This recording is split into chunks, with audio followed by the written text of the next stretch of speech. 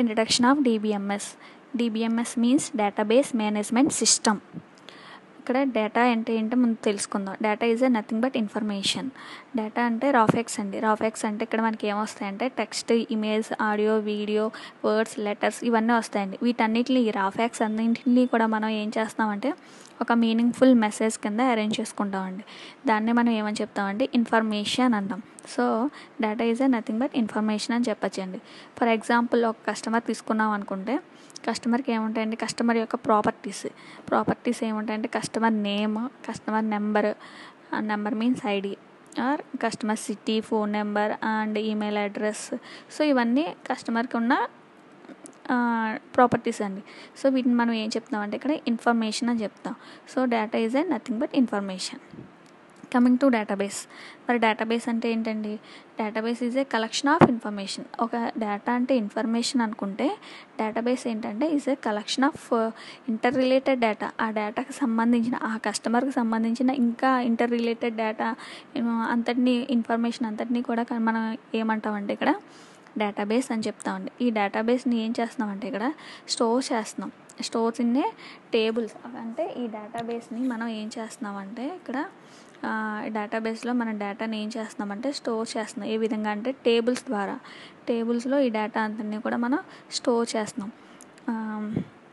ఈ ప్రాసెస్ అంతా కూడా ఈ డేటాబేస్ క్రియేట్ చేయడం, డేటాబేస్లో డేటాని స్టోర్ చేయడం, ఈ విధంగా దాన్ని మెయింటైన్ చేయడం, ఈ ప్రాసెస్ అన్నింటినీ కలిపి మనం ఏమంటామంటే డేటాబేస్ సిస్టమ్ అంటాం. అంటే ఇది కంప్యూటరైజ్డ్ సిస్టమ్ అండి. ఈ కంప్యూటరైజ్డ్ సిస్టంలో మనం ఏం చేస్తున్నాం, ఈ ఇన్ఫర్మేషన్ అంతటినీ కూడా యాక్సెస్ చేయడం, దాన్ని సేవ్ చేయడం, రిట్రైవ్ చేయడం, అప్డేట్ చేయడం, ఆల్టర్ చేయడం, డ్రాప్ చేయడం, ఈ ప్రాసెస్ అంతా కూడా ఎందులో జరుగుతుందంటే మనకి డేటాబేస్ సిస్టంలో జరుగుతుందండి. Next database management system. So data అంటే తెలిసింది, డేటాబేస్ అంటే ఏంటో అర్థమైంది. నెక్స్ట్ డేటాబేస్ సిస్టమ్ అంటే తెలుసుకున్నాం. Coming to database management system అంటే DBMS. అరే DBMS అంటే ఏంటి? ఫస్ట్ ఈ డేటా అయితే ఏదైతే ఉందో ఈ డేటాబేస్ని క్రియేట్ చేయాలి, డేటాని యాక్సెస్ చేయాలని తెలుసుకున్నా, స్టోర్ చేయాలని. మరి డేటాబేస్ మేనేజ్మెంట్ సిస్టమ్ అంటే it's a collection of programs. ఈ కలెక్షన్ ఆఫ్ ప్రోగ్రామ్స్ అంటే ఏంటి, మనకి ఇన్స్ట్రక్షన్స్ కదండి. ఈ ఇన్స్ట్రక్షన్స్ ఏం చెప్తున్నాయంటే ఈ డేటా అంతటినీ కూడా స్టోర్ చేయడం. అంటే ఎక్కడ, డేటాబేస్లో. ఈ డేటాని ఎక్కడ స్టోర్ చేస్తున్నాం, డేటాబేస్లో. అంటే ఫస్ట్ డేటాబేస్ క్రియేట్ చేసుకుని దాన్ని మెయింటైన్ చేయడం, దాంట్లో డేటాని స్టోర్ చేయడం, యాక్సెస్ చేయడం, అప్డేట్ చేయడం, ఆల్టర్ చేయడం, అంటే ఎడిట్ చేయడం. నెక్స్ట్ కావాల్సిన ఇన్ఫర్మేషన్ అంటే ఈ డేటాని కావాల్సిన ఇన్ఫర్మేషన్ ఉంచుకొని అవసరం లేని ఇన్ఫర్మేషన్ డిలీట్ చేయడం, ఈ విధంగా మెయింటైన్ చేయడం. ఇక్కడ డేటా అంతటినీ కూడా డేటాబేస్ని మెయింటైన్ చేయడం జరుగుతుంది. సో ఈ ప్రాసెస్ అంతా చేయడానికి మనకి DBMS అనేది యూజ్ చేయడం జరుగుతుంది. సో DBMS అనేది ఇక్కడ ఏంటంటే మనకి ఒక సాఫ్ట్వేర్ అండి. ఈ సాఫ్ట్వేర్ని యూజ్ చేసి ఆ సాఫ్ట్వేర్లో ఏముంటాయి, సాఫ్ట్వేర్ అంటే సెట్ ఆఫ్ ప్రోగ్రామ్స్ అంటే set of instructions. So instructions అన్నీ కూడా మనకి ఏం చేస్తున్నాయంటే మ్యానిపులేటింగ్ ద డేటా. అంటే డేటాబేస్ని ఏం చేస్తున్నాయి, డేటాబేస్ని మ్యానిపులేట్ చేస్తున్నాయి, అంటే మెయింటైన్ చేస్తున్నామండి. ఈ సిస్టంలో మనం డేటాబేస్ని మెయింటైన్ చేయడం జరుగుతుంది. ఓకేనండి. దీన్ని మనం డేటాబేస్ మేనేజ్మెంట్ సిస్టమ్ DBMS అని పిలుస్తామండి. నెక్స్ట్ DBMS రాకముందు అంటే డేటాని స్టోర్ చేసేవాళ్ళం కదండి కంప్యూటర్లో, ఫైల్స్ రూపంలో స్టోర్ చేసాం. మరి ఆ ప్రాసెస్ని ఏమంటారు, మరి DBMS అనేది ఎందుకు వచ్చింది, దీని అడ్వాంటేజ్ ఏంటి అండ్ అప్లికేషన్స్ ఏంటో కూడా తెలుసుకుందాం. ఫస్ట్ ఫైల్ బేస్డ్ సిస్టమ్ అంటే ఏంటంటే DBMS రాకముందు మనం కొంత డేటాని స్టోర్ చేయాల్సి వచ్చేది. కాబట్టి అప్పుడు మనం ఏం యూజ్ చేసేవాళ్ళం అంటే ఫైల్ బేస్డ్ సిస్టమ్ అనేది యూజ్ చేసేవాళ్ళం. ఇది పేపర్ బేస్డ్ ఫిల్లింగ్ సిస్టమ్ అండి. ఇది పేపర్ బేస్డ్ ఫిల్లింగ్ సిస్టమ్ లేదా ఫైల్స్ రూపంలో కంప్యూటర్లో స్టోర్ చేసుకున్న పంచ్డ్ కార్డ్స్ ఇవన్నీ వీటికి ఎగ్జాంపుల్ అండి. సో కానీ DBMS ఎందుకు ఇంట్రడ్యూస్ చేయాల్సి వచ్చిందంటే ఫైల్ బేస్డ్ సిస్టంలో మనకి కొన్ని డ్రాబ్యాక్స్ అనేవి ఉన్నాయండి. ఆ డ్రాబ్యాక్స్ అన్నిటిని ఓవర్కమ్ చేయడానికి DBMS అనేది ఇంట్రడ్యూస్ చేయడం జరిగింది.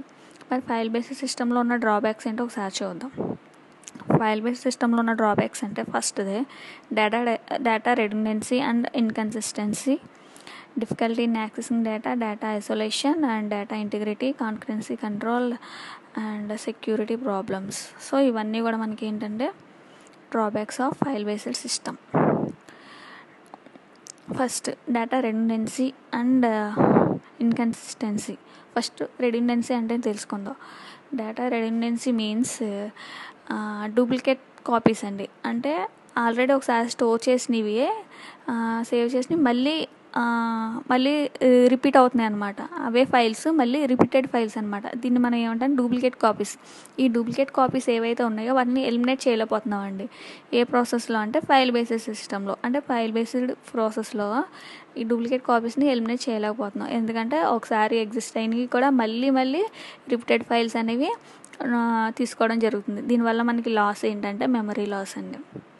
సో మెమరీ అనేది స్పేస్ అనేది ఎక్కువగా ఆక్యుపై చేయడం జరుగుతుంది కాబట్టి సిస్టంలో, దీనివల్ల మనకి మెమరీ వేస్టేజ్, స్టోరేజ్ అనేది వేస్టేజ్ అనేది జరుగుతుంది. ఇది one of the drawback of file based system అండి.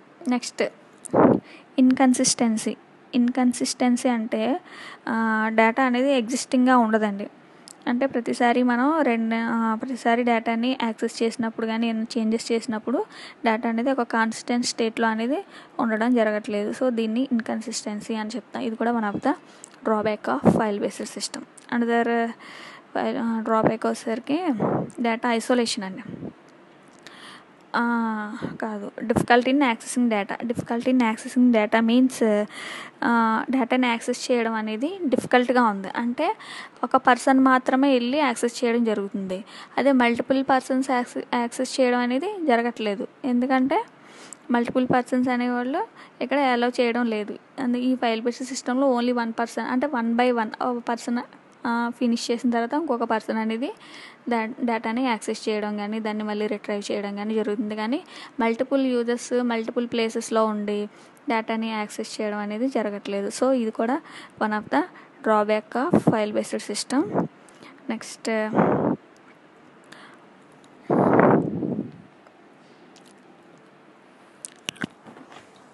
డేటా ఐసోలేషన్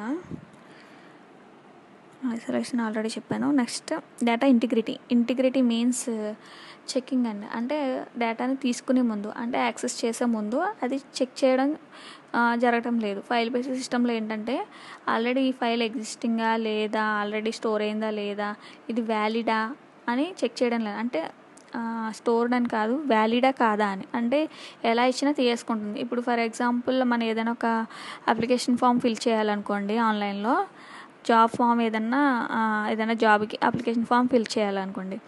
అయితే ఇక్కడ డేటాబేస్లో మనం ఫస్ట్ ఏం చూస్తున్నాం అంటే నేము, అడ్రస్, డేట్ ఆఫ్ బర్త్ ఇలా ఇస్తాడు కదండి ఫామ్స్. అవన్నీ ఫిల్ చేసుకుంటూ వెళ్తాం, బ్రాకెట్స్ అన్నీ అవన్నీ ఫిల్ చేసుకుంటూ వెళ్తాం. అక్కడ నేమ్ దగ్గర మనం నేమ్ కాకుండా ఏదైనా నెంబర్ కానీ ఫోన్ నెంబర్ కానీ ఇచ్చామనుకోండి, అది యాక్సెస్ చేస్తుందా లేదా, అది తీసుకుంటుందా లేదా అండి? తీసుకోదండి. ఎందుకని? అక్కడ name should be capital letters లేదా స్మాల్ లెటర్స్ అని ఏదో ఒకటి చెప్తాడు. సో దాన్ని బట్టి మనం అక్కడ ఏం మెన్షన్ చేస్తాం దాన్ని బట్టి ఇవ్వడం జరుగుతుంది. అంటే ఆల్రెడీ అక్కడ నేమ్ అన్న చోట మనం ఏం టైప్ చేయాలని ఖచ్చితంగా టెక్స్టే టైప్ చేయాలి. నెంబర్స్ అనేది తీసుకోదు, నెంబర్స్ కానీ ఓకే నెక్స్ట్ సింబల్స్ కానీ అలాంటివి ఏమి తీసుకోదు. నేమ్ దగ్గర ఖచ్చితంగా టెక్స్టే ఇవ్వాలి. ఎందుకంటే మనం ముందే ఆ కోడింగ్ అంతా కూడా ఆల్రెడీ ఆ కోడింగ్ అంతా ఆ ఫామ్కి సంబంధించిన కోడ్ అనేది ముందే డిజైన్ చేయబడి ఉంటుంది కాబట్టి, సో ఏదైతే మనం ఇవ్వాలనుకుంటున్నామో అది కరెక్ట్గా ఇవ్వాలి. అంటే వ్యాలిడ్ పాయింట్సే ఇవ్వాలండి. ఇప్పుడు మెయిల్ ఉంది, ఏదన్నా మెయిల్ కానీ పాస్వర్డ్ కానీ ఎంటర్ చేసేటప్పుడు మన పాస్వర్డ్ తప్పు కొడితే ఏం చెప్తుందండి, ఆల్రెడీ కింద ఒక మెసేజ్ అని చూపిస్తుంది రెడ్ కలర్లో. ఏమని? ఈ మెయిల్ అనేది పాస్వర్డ్ అనేది సరైనది కాదు, చెక్ చేసుకోండి అని చెప్తుంది. అలాగే మెయిల్ కూడా ఇది వ్యాలిడ్ మెయిల్ కాదు అని చెప్తుంది. అంటే ఏదన్నా డేటా ఇచ్చే ముందు ఇది వ్యాలిడా కాదా అని చెక్ చేసి చెప్తుందండి. ఓకేనండి. దాన్ని మనం ఇక్కడ ఏంటంటే ఇంటిగ్రిటీ అంటే డేట్ ఆఫ్ బర్త్ ఎంటర్ చేయాలనుకోండి, ఒక కస్టమర్కి సంబంధించిన ఫోన్ నెంబర్ కానీ డేట్ ఆఫ్ బర్త్ కానీ ఈమెయిల్ ఐడి అతనికి సంబంధించిన నేమ్ ఇవన్నీ ఎంటర్ చేయాల్సి వస్తుంది. అలా ఎంటర్ చేసినప్పుడు డేట్ ఆఫ్ బర్త్ ప్లేస్లో మనం ఏదో ఒక వర్డ్స్ ఇచ్చామనుకోండి లేదా సింబల్స్ ఇచ్చామనుకోండి, నెంబర్స్ బదులు లెటర్స్ కానీ సింబల్స్ కానీ అలా ఇచ్చామనుకోండి, అది తీసుకుంది అనుకోండి, అంటే ఇక్కడ ఏంటండి ఆ ప్రాసెస్ అనేది ఫెయిల్ అయింది, ఆ సిస్టమ్ అనేది ఫెయిల్ అయింది. సో ఇది ఫైల్ బేస్డ్ సిస్టంలో ఏం జరుగుతుందంటే ఇంటిగ్రిటీ అనేది ఉండదండి. ఇంటిగ్రిటీ లెస్ అండి. అంటే మన ఇచ్చిన డేటా అనేది వ్యాలిడా కాదా అని చెక్ చేసుకోదు, ఏది ఇస్తే అది తీసుకుంటుంది. ఫోన్ నెంబర్ దగ్గర మనం నేమ్ ఇచ్చినా తీసుకుంటుందండి. అందుకే ఇది వన్ ఆఫ్ ద డ్రాబ్యాక్ అని మనం చెప్పచ్చు. Next security problems. Concurrency control అంటే ఇందాక చెప్పాను కానీ మల్టిపుల్ యూజర్స్ అనేది అలో చేయదు. అంటే ఒక డేటాని ఎంటర్ చేయాలి లేదా యాక్సెస్ చేయాలి లేదంటే దాన్ని అప్డేట్ చేయాలి ఏదైనా చేయాలి డేటా మీద ఏదైనా వర్క్ చేయాలి అనుకున్నప్పుడు ఒక సింగిల్ యూజర్సే కానీ మల్టిపుల్ యూజర్స్ అనేది మల్టిపుల్ టైంలో చేయడం ఎట్ ఎ టైంలో మల్టిపుల్ యూజర్స్ అనేది అలో అనేది లేదండి. ఇది కూడా one of the drawback. And next security problem. And another problem వచ్చేసరికి షేరింగ్ అండి. మల్టిపుల్ షేరింగ్ కూడా ఉండదు ఇందులో. నెక్స్ట్ సెక్యూరిటీ ప్రాబ్లమ్ మీన్స్ డేటాకి సెక్యూరిటీ అనేది ఉండదు. అంటే ఇక్కడ యూజర్ అనేవాడు అంటే దీనికి ఒక అడ్మిన్ అనేవాడు ఉండడు కాబట్టి ఎవరైనా యూజ్ చేసుకుంటారు. సో డేటా అనేది పర్మనెంట్గా సెక్యూర్గా ఉంటుందని మనం చెప్పలేం. ఒక 20 years తర్వాత వచ్చి అదే డేటాని మనం చూడాలి, దాన్ని ఏదైనా వర్క్ చేయాలి అంటే లేదండి. ఎందుకంటే ఇక్కడ డేటాకి సెక్యూరిటీ అనేది లేదు. ఇవన్నీ కూడా drawbacks of file based system. Next another question is advantage of DBMS. ఇప్పుడు వరకు మనం డ్రాబ్యాక్స్ తెలుసుకున్నాం కదండి, ఫైల్ బేస్డ్ సిస్టంలో ఉన్న డ్రాబ్యాక్స్ అన్నీ తెలుసుకున్నాం. సో వీటన్నిటిని కూడా ఓవర్కమ్ చేయడానికి డేటాబేస్ DBMS అనేది తీసుకురావడం జరిగింది. సో DBMSలో ఉన్న అడ్వాంటేజ్ ఏంటి అండ్ ఫైనల్గా అప్లికేషన్స్ ఏంటో మనం తెలుసుకుందాం. ఫస్ట్ అడ్వాంటేజెస్ చూసినట్లయితే ఫస్ట్ డేటా ఇండిపెండెన్స్. ఇక్కడ డేటా అనేది ఇండిపెండెన్స్గా ఉంటుంది. అంటే దేని మీద కూడా డిపెండ్ అయ్యి ఉండదు అనమాట. అంటే ఒకదాన్ని మనం ఏదైనా సెర్చింగ్ చేయాలన్నా డేటాని అనాలిసిస్ ఒకసారి స్టోర్ చేసిన డేటాబేస్ని అందుకు కూడా మళ్ళీ అనాలిసిస్ చేయడం జరుగుతుంది. అలా చేయాల్సిన డేటాని మనం ఒకసారి మళ్ళీ అనాలిసిస్ సెర్చ్ చేయాల్సి వచ్చినప్పుడు దేని మీద కూడా డిపెండ్ అవ్వకుండా ఇండిపెండెంట్గా అనేది ఉంటుంది. నెక్స్ట్ ఎఫిషియెంట్ డేటాని యాక్సెస్ చేయడం అనేది ఎఫిషియెంట్గా ఉంటుంది. Next integrity and security. ఇందాక చెప్పాం కదండి, ఇచ్చిన ఏదైనా డేటా ఇచ్చే ముందు ఇంటిగ్రిటీ అంటే చెక్ చేస్తుంది. ఇందాక చెప్పాం కదండి, అప్లికేషన్ ఫామ్ ఏదైనా ఫిల్ చేస్తున్నాం అనుకోండి, అక్కడ జాబ్కి అప్లై చేస్తున్నాము, ఏజ్ షుడ్ బి 30 బిలో ఉండాలి అన్నారు అనుకోండి. ఓకే అండి, 30 బిలో ఉండాలి అని కోడింగ్లో మనం రాసుకున్నాము. అయితే మనం ఒక కస్టమర్ అంటే ఒక యూజర్ వచ్చి ఫామ్ ఫిల్ చేస్తున్నాడు. ఫామ్ ఫిల్ చేసినప్పుడు అక్కడ ఏజ్ షుడ్ బి 30 అన్నాడు, 30 బిలో ఉండాలన్నాడు. 30 కంటే ఎక్కువ ఉంటే ఆ డేటా తీసుకోకూడదు అనమాట. సో వచ్చిన కస్టమర్ ఏజ్ ఏమో 40 అనుకోండి. సో అతను 40 ఇచ్చేసి ఆ ఫామ్ అంతా ఫిల్ చేసేసాడు అనుకోండి, సబ్మిట్ చేస్తుంది, యాక్సెస్ చేయదండి. ఎందుకంటే ఇక్కడ మనకి ఏజ్ షుడ్ బి 30 అన్నాడు కాబట్టి అక్కడ ఇంటిగ్రిటీ అనేది చెక్ చేస్తుందండి. అంటే ఆ ఇంటిగ్రిటీ ఏం చేస్తుందంటే ఇచ్చిన డేటా వ్యాలిడా కాదా అని చెక్ చేసుకుంటుంది. ఇప్పుడు ఫర్ ఎగ్జాంపుల్ ATM మిషన్లో చూద్దామండి. ATM మిషన్ చూసినట్లయితే మన అకౌంట్లో 20,000 ఉన్నాయి అనుకోండి. మన అకౌంట్లో 20,000 ఉన్నాయి. మనం వెళ్ళి ATMకి వెళ్ళి ఒక 25,000 విత్డ్రా చేసామనుకోండి, వస్తాయండి? రావు కదండి. ఎందుకంటే మన అకౌంట్లో ఉన్నాయి 20,000. అక్కడ ఏం చెప్తుంది, అమౌంట్ అనేది లేదు, సరి చూసుకోండి అని చెప్తుంది. అంటే లెస్ అమౌంట్ మీ అకౌంట్లో ఉన్నది 20,000 అని చెప్తుంది. అంటే ఇక్కడ ఏం చేస్తుంది, వ్యాలిడ్ అనేది జరుగుతుంది. అంటే మనం ఇచ్చినప్పుడు మనం ఏవైతే ఇచ్చామో అది చెక్ చేసుకుని, అది డేటా ఇచ్చే ముందు ఎంటర్ చేసే ముందు అది చెక్ చేసుకుని అవునా కాదా అని చెక్ చేసి చెప్తుంది. సో ఇది కూడా అంతే అండి. ఏదైనా మనం ఒక పర్సన్ లేదా ఒక స్టూడెంట్ లేదా ఒక పేషెంట్ ఒక డేటాని ఎంటర్ చేసే ముందు తీసుకునే డేటా అప్పుడు ఏం చేస్తుందండి, డేటాబేస్లో ఎంటర్ అయ్యే ముందు వ్యాలిడా కాదా అని చెక్ చేసుకుంటుంది. వ్యాలిడ్ అయితే తీసుకుంటుంది, ఇన్వాలిడ్ అయితే లేదని చెప్తుందండి. ఓకేనండి. నెక్స్ట్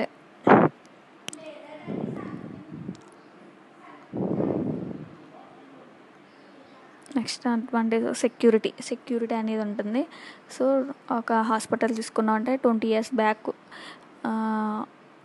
ఒక హాస్పిటల్లో 20 years బ్యాక్ ఎక్కువ ఏ డిసీజ్తో పేషెంట్స్ అడ్మిట్ అయ్యారు అని మనం తెలుసుకోవాలనుకుంటే 20 years బ్యాక్